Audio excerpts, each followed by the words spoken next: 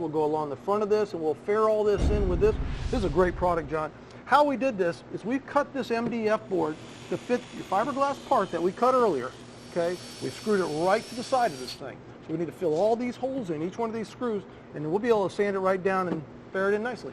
Welcome back. We are again in Lake Placid, Florida at C&M Marine Products, and what this is this is a plug for the starboard bench seat that we're putting into our Bertram project boat. And I just want to rotate this around for everybody, Mark, because our back is totally open, and after we build the plug, we're going to have to make a mold, and that means this is going to have to be closed in. What material would we use in order to close in this? What we're going to use, John, we're going to use something just as simple as some fiberboard, door skin. It's flexible. We're going to put that on the back, bend it all around, and that's how we're going to fill the back of that in. Okay, well, here's the port side over here, and you already have that door skin on it. If you could turn that for everybody, how do you get the door skin to actually hold that radius? What we did, John, we started on the side here, we fastened it in, we screwed it in place, and then about every ½ inch, 3/4 of an inch, we went and scored it, and that kind of just gave us that ability to bend it right around, and as we bend it all the way around, then we fastened it on this side.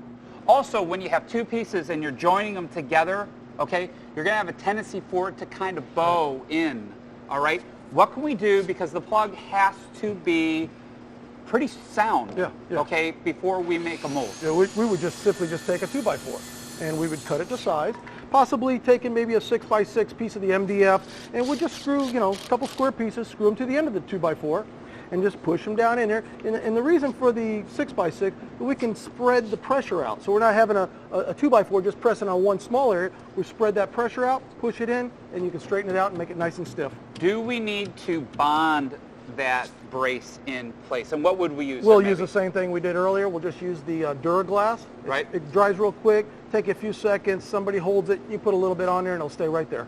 Mark makes over 200 parts that are readily available off the shelf. Maybe it's a fiberglass electronics box, or maybe it's some type of a rocket launcher, or even a dock ladder. He makes things in aluminum, he makes things out of fiberglass, but your website is just chock full of a lot of things that I think could really get your imagination kind of flowing for your particular project boat. And could you give everybody at home that website? Yeah, it's cmmarineproducts.com.